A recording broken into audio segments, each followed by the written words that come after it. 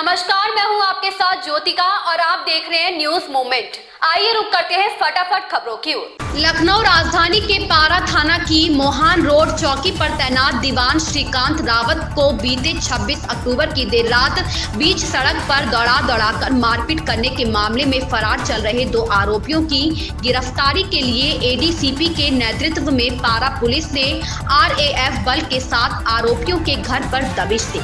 ADCP चिरंजीव नाथ सिन्हा ने बताया कि दीवान श्रीकांत रावत ने बाइक सवार 4 युवकों को चेकिंग के लिए रोक लिया। पूछताछ करने पर नाराज युवक गाली गलौज करने लगे थे।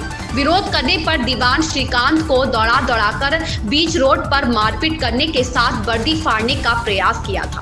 राहगीरों ने दीवान श्रीकांत के साथ अभद्रता का वीडियो बनाकर सोशल मीडिया पर वायरल कर दिया था। वीडियो के आधार पर चारों युवकों की पहचान कर आरोपी आकाश और राजा को जेल भेजा जा चुका है, जबकि 2 अन्य आरोपी गौतम और नितिन फरार चल रहे हैं। दोनों आरोपियों की गिरफ्तारी के लिए सलेमपुर, पतौरा में निवास स्थानों पर दबिश दी गई। इस दौरान एसीपी काकोरी दिलीप कुमार सिंह दुबग्गा और मानक नगर पुलिस के साथ मौजूद रहे। प्रभारी निरीक्षक तेज बहादुर सिंह ने बताया कि दोनों आरोपियों गौतम और नितिन के घर दबिश के दौरान मिले परिजनों से आरोपियों को आत्मसमर्पण करने के लिए कहा गया। फरार आरोपियों के विरुद्ध कड़ी से कड़ी विधिक कार्यवाही की जाएगी। इस मामले में 17 लोगों पर शांति भंग की कार्यवाही की गई थी, जबकि मुख्य आरोपियों आकाश और राजा को जेल भेजा जा चुका है। घटना में प्रयुक्त बाइक भी बरामद कर ली गई थी। महेश साहू की रिपोर्ट। सड़क हादसे में गई वृद्ध की जान। लखनऊ राजधानी के कोतवाली पारा क्षेत्र के पारा तिकुनिया रोड पर साइकिल सवार वृद्ध अपनी पत्नी संग ग्राम सरोसा भरोसा से ग्राम बलदेव खेड़ा जा रहा था कि पीछे से आ रहे अनियंत्रित वाहन ने जोरदार टक्कर मार दी, जिससे साइकिल सवार वृद्ध पत्नी संग रोड पर गिर गए एवं दोनों लोगों को गंभीर चोटें आई। सूचना पर मौके पर स्थानीय पुलिस ने पहुंचकर घायलों को इलाज के लिए ट्रामा सेंटर भिजवाया। उपचार के दौरान घायल वृद्ध की मौत हो गई, जिसे पोस्टमार्टम हेतु भेज दिया गया। मृतक के पुत्र सुमित गौतम के मुताबिक बलदेव खेड़ा गांव लखनऊ निवासी ओम प्रकाश 60 वर्षमय पत्नी शकुंतला सहित ग्राम सरोसा से साइकिल से अपने घर बलदेव खेड़ा जा रहे थे। जैसे ही तिकुनिया के पास पहुंचा ही था कि पीछे से तेज आ रहे वाहन संख्या यूपी 25805018 ने तेजी व लापरवाही से जोरदार टक्कर मार दी, जिससे साइकिल सवार ओम प्रकाश पत्नी शकुंतला सहित गंभीर रूप से घायल हो गए, जिसे उपचार हेतु ट्रामा सेंटर में भर्ती कराया गया, जहां उपचार के दौरान घायल ओम प्रकाश की मौत हो गई। वहीं पत्नी शकुंतला भी गंभीर रूप से घायल हो गई। मृतक पेंटिंग का कार्य करता था। परिवार में पत्नी शकुंतला के साथ साथ 3 पुत्र सुमित गौतम, अमित गौतम, सुजीत गौतम है, जिनका रो कर बुरा हाल था। महेश साहू की रिपोर्ट। बांगरमऊ में खाना बनाते समय 14 वर्षीय किशोरी आग की चपेट में आकर गंभीर रूप से झुलसी, सीएससी से जिला अस्पताल रेफर।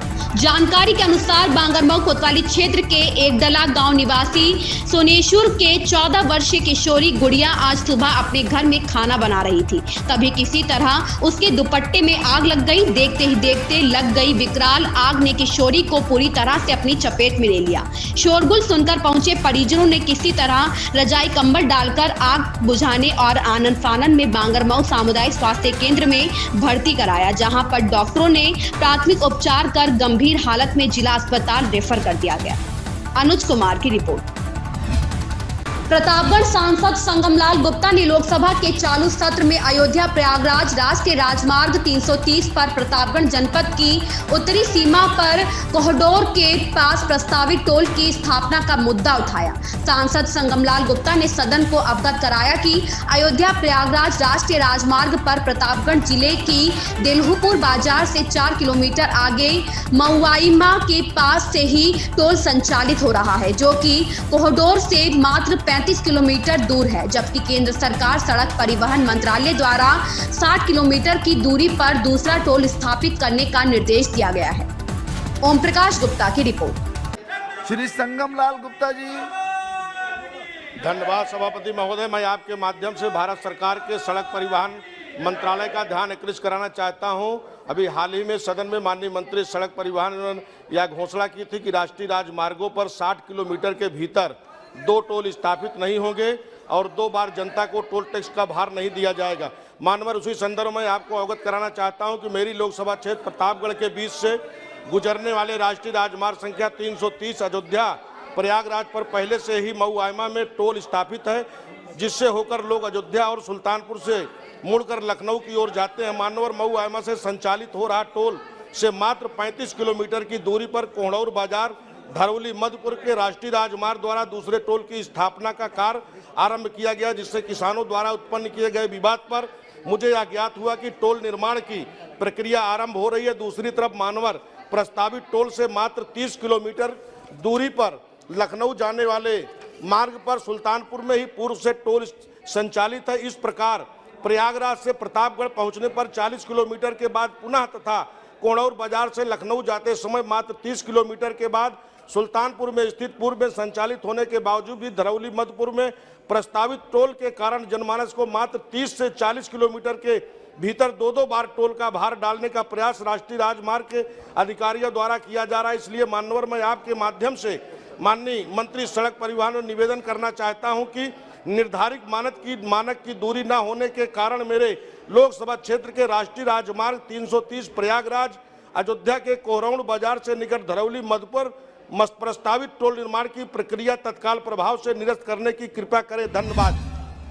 मणिपुर के राज्यपाल ला गणेशन पहुंचे विंध्याचल धाम, किए मां विंध्यवासिनी का दर्शन पूजन। पहली बार राज्यपाल विंध्याचल धाम आए हैं। काशी तमिल समागम वाराणसी में शामिल होने के बाद विंध्याचल पहुंचे हैं। पत्रकारों से बात करते हुए कहा कि वाराणसी में काशी तमिल समागम चल रहा है, वहां पर आने पर पता चला तो मैं मां का दर्शन करने आ गया। बहुत अच्छा लगा मां का दर्शन पाकर। मिर्जापुर के विश्व प्रसिद्ध विंध्याचल धाम में शनिवार की शाम पहुंचे मणिपुर के राज्यपाल ला गणेशन ने किया मां विंध्यवासिनी दर्शन पूजन। वाराणसी में चल रहे काशी तमिल समागम में शामिल होने के बाद राज्यपाल मां विंध्यवासिनी दरबार पहुंचकर हाजिरी लगाई। संतोष गुप्ता की रिपोर्ट।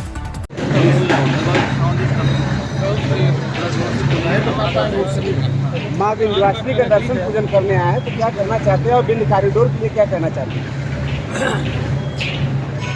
कल वाराणसी में काशी में एक सम्मेलन चल रहा है, तमिल संगमा। वैसा तमिलनाडु से बहुत लोग, सैकड़ों लोग से आ रहे हैं। पूरा एक महीने में हज़ारों लोग आएंगे तमिलनाडु से।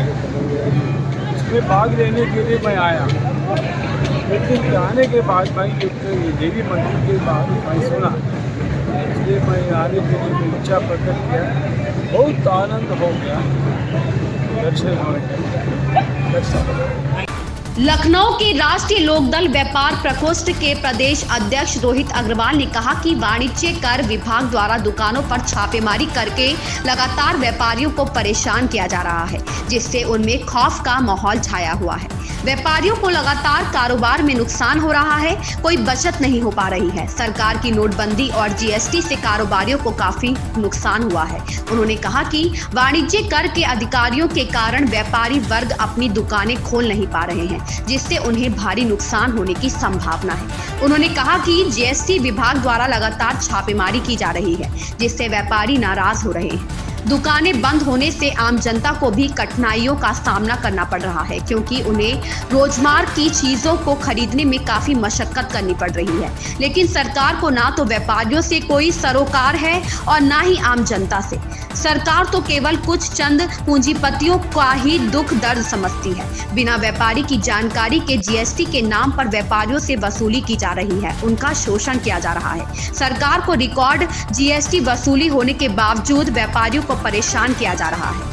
श्री अग्रवाल ने सरकार से मांग करते हुए कहा कि छापेमारी को तुरंत बंद कराएं और व्यापारियों के हित में कोई ठोस कदम उठाएं, जिससे व्यापारियों में बन रहा खौफ का माहौल दूर हो और व्यापारी वर्ग निश्चिंत होकर अपने व्यापार को सुगमता पूर्वक चला सके। महेश साहू की रिपोर्ट। इन खबरों में इतना ही। मिलते हैं दूसरी खबरों में न्यूज मोमेंट के साथ।